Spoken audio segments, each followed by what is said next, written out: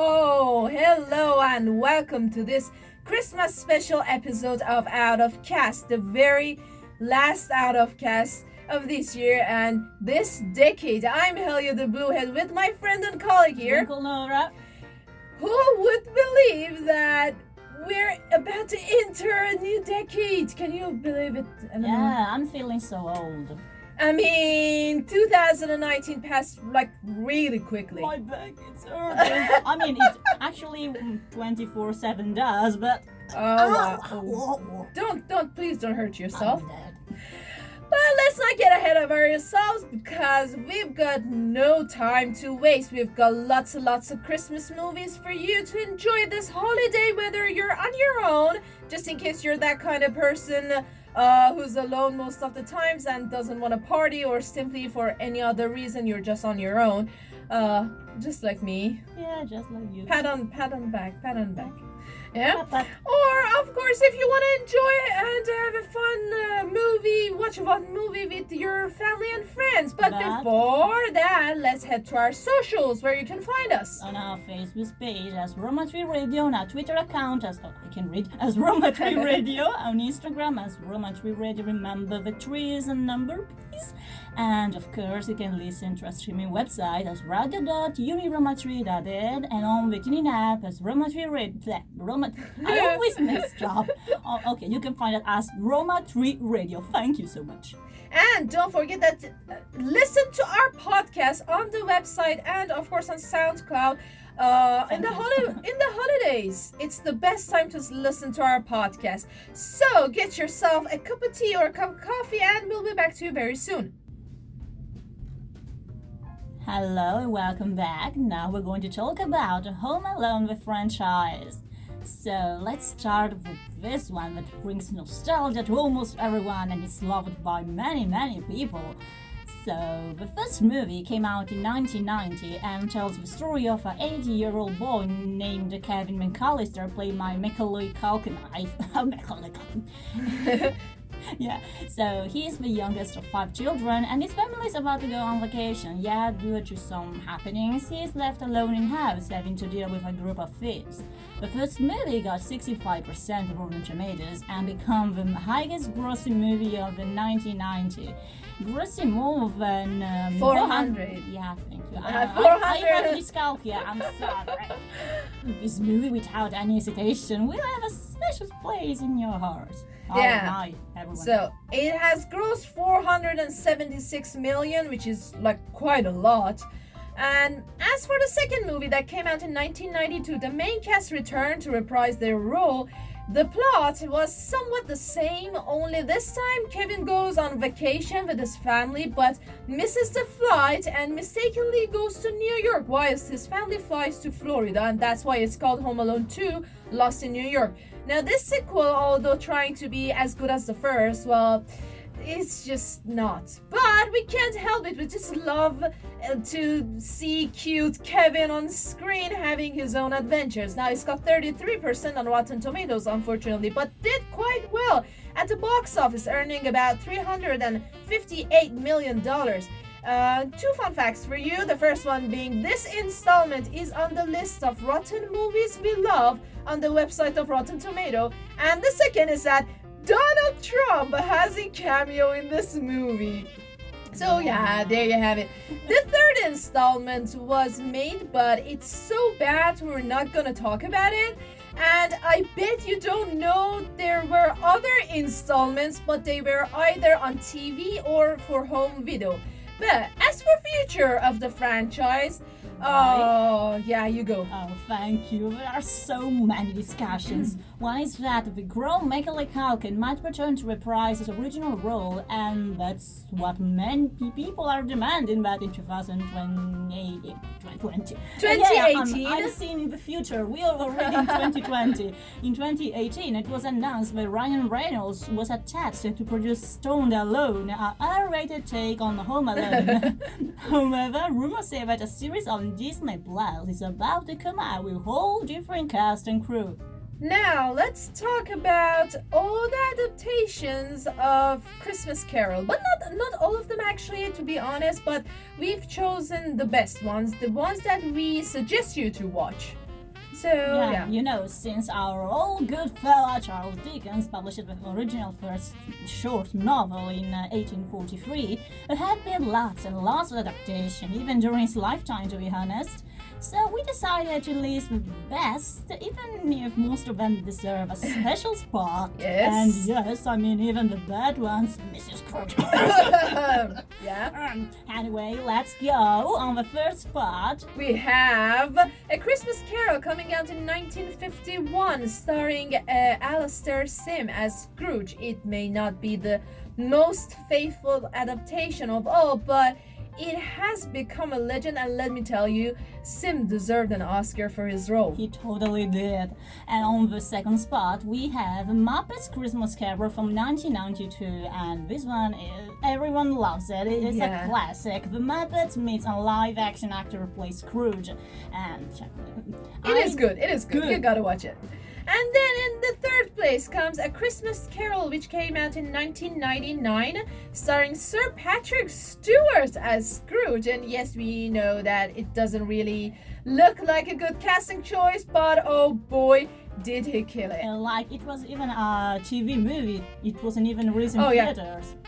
Yes. Good boy, Patrick Stewart, good boy. And on the fourth spot, we got Mickey's Christmas Carol from 1989, and you know, who else will play Scrooge better than Scrooge himself? That's the Exactly. greatest joke ever. On the fifth place, we have A Christmas Carol that came out in 2009, a motion capture animation made by Robert Zemeckis, starring Jim Carrey as Scrooge. And who better than Jim Carrey to play Scrooge? Exactly. Oh boy, that movie was really spooky. That is really spooky. Really Yeah, spooky. I watched it recently, and I loved it so much. Yeah. And on the sixth spot, we got Scrooge on 1988. It is a modern retelling of the original novel, starring a modern TV producer Scrooge, played by Bill Murray, and Oh, good. Very good. On the seventh place, we have A Christmas Carol coming out in 1984. Now, this television movie is truly something, thanks to George C. Scott's acting as Scrooge, who almost made him win a Primetime Emmy for Best Leading Actor.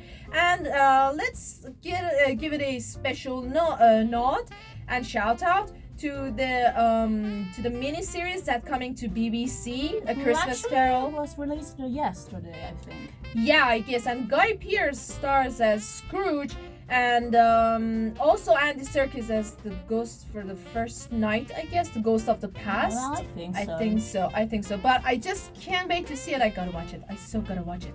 Hello? Hello? I never know what to say when I have to start a blog, so hello. It's time to talk about Die Hard from 1988. Directed by John McTiernan, Die Hard. Somehow, I yes. misspell stuff. Die Hard is an action film starring Bruce Willis as John McClane that has brought him to success as an action star. John McClane is a New York City Hope, returning home in Los Angeles to celebrate Christmas with his wife.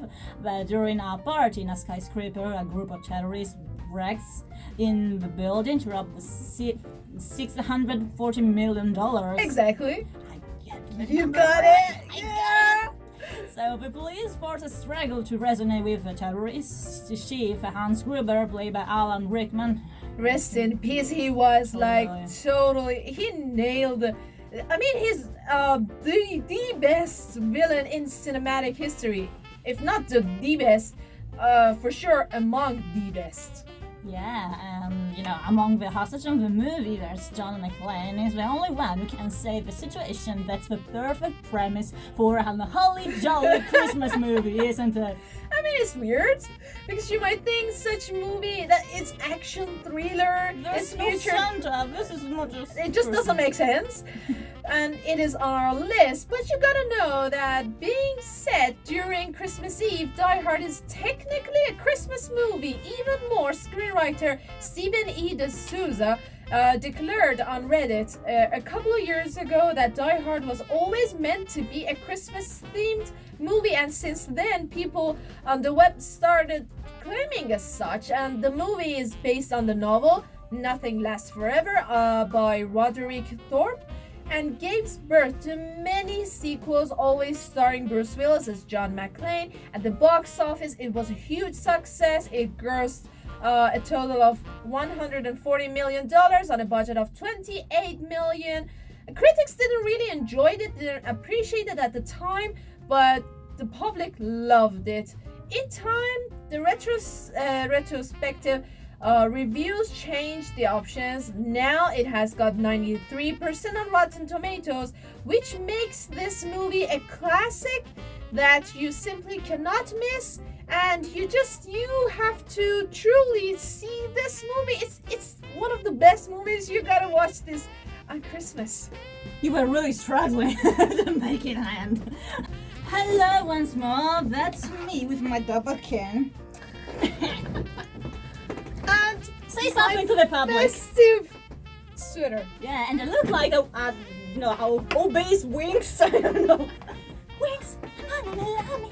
And now it's time for Klaus. Coming out in 2000. It's now available on Netflix if you want to watch it. Yeah, and they even did a construction about it on Roma. Did you see that?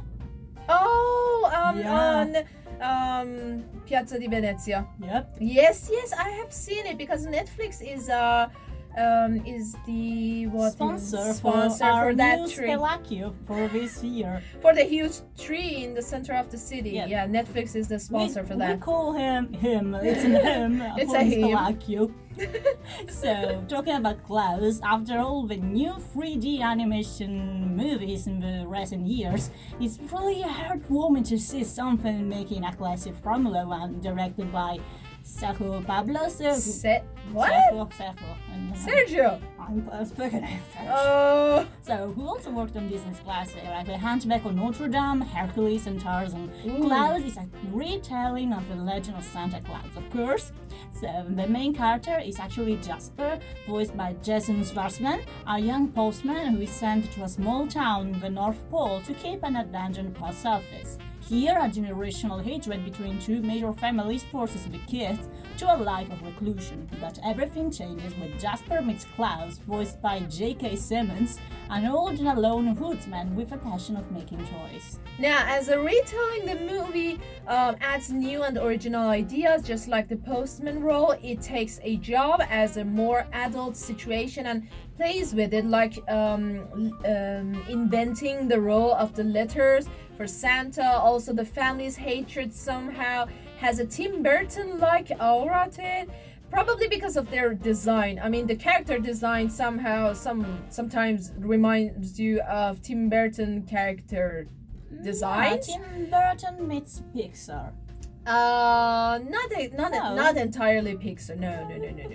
20%. Maybe a bit. Differently from Disney movies, especially the most recent ones, Klaus doesn't hesitate, it doesn't shy away to show a little more mature content, although it's still PG.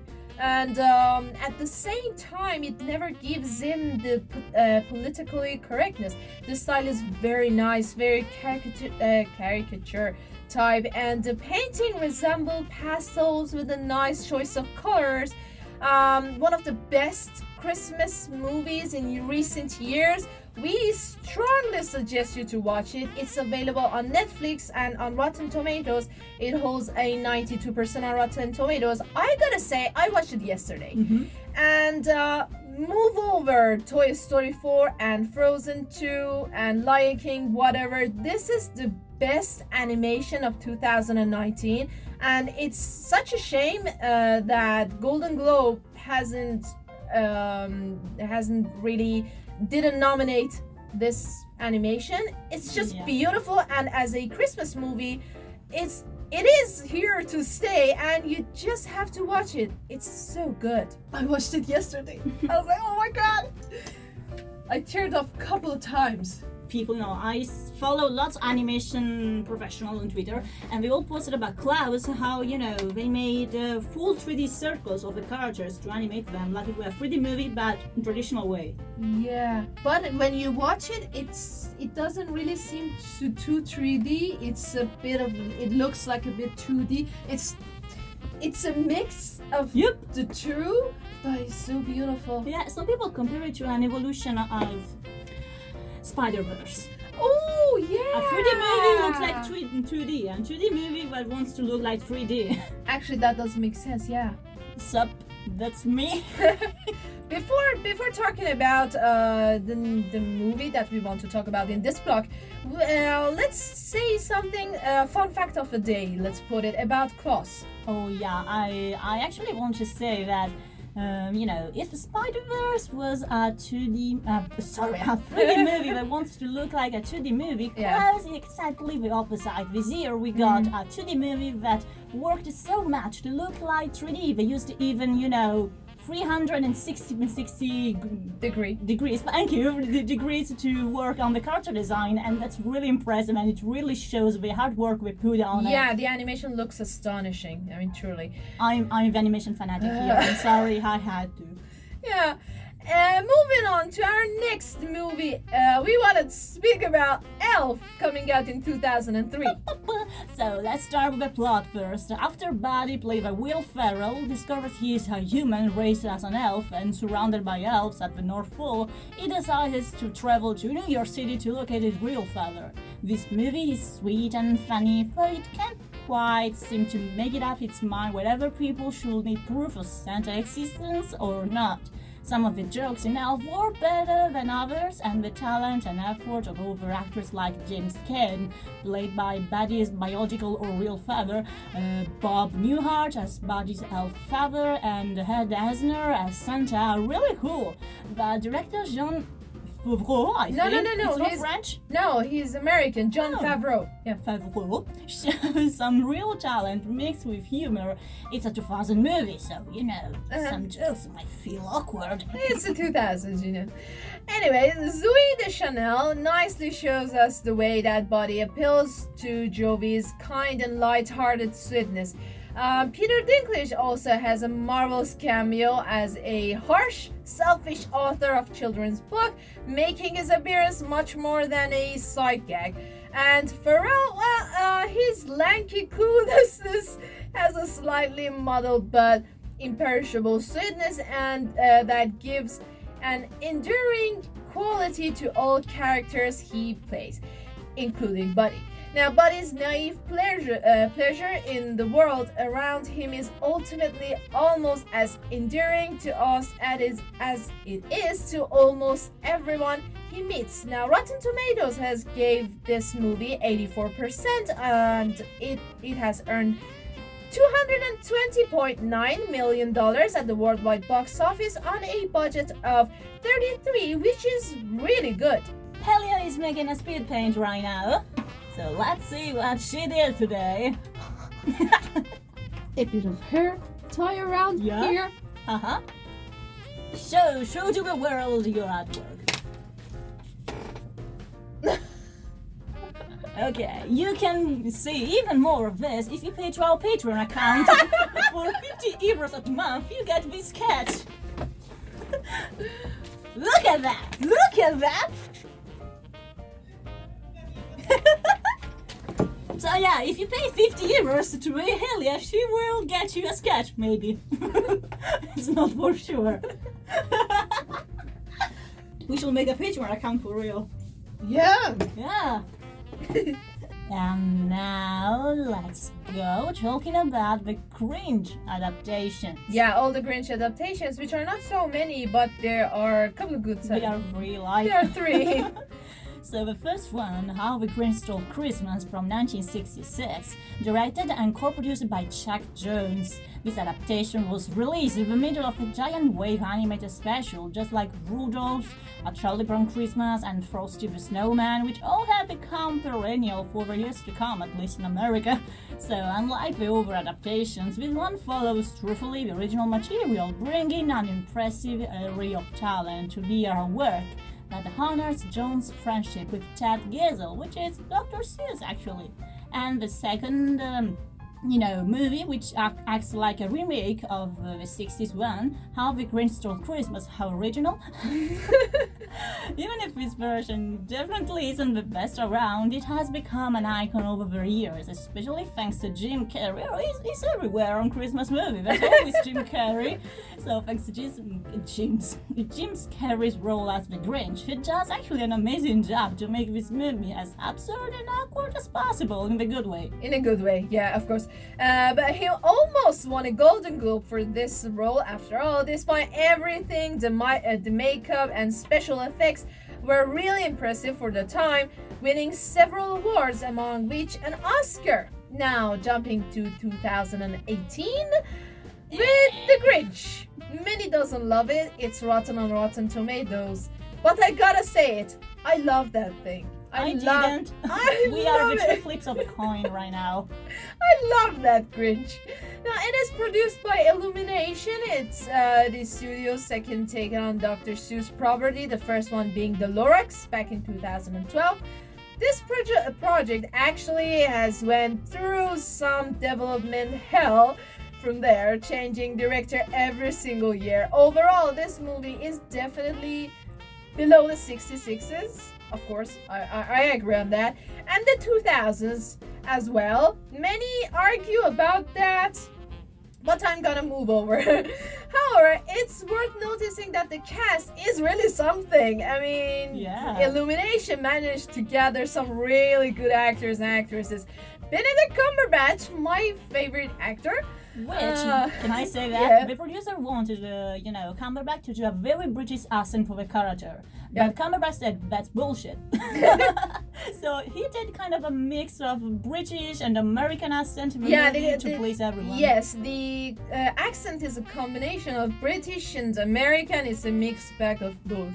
Yeah. Also, Rashida Jones, Kenan Thompson on Saturday Night Live, you might know him. Mm-hmm. Cameron Silly and even Angela Lansbury. Nobody died in this movie, folks.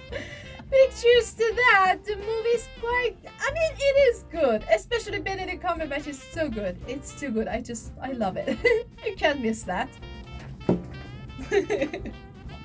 Now, let's talk about a stop-motion animation which you can either watch it on Halloween or Christmas, a film that many think Tim Burton has directed it, mistakenly so, while he was the producer and this story was written by him. But The Nightmare Before Christmas was actually directed by Henry Selick, who has also directed, produced, and written Coraline.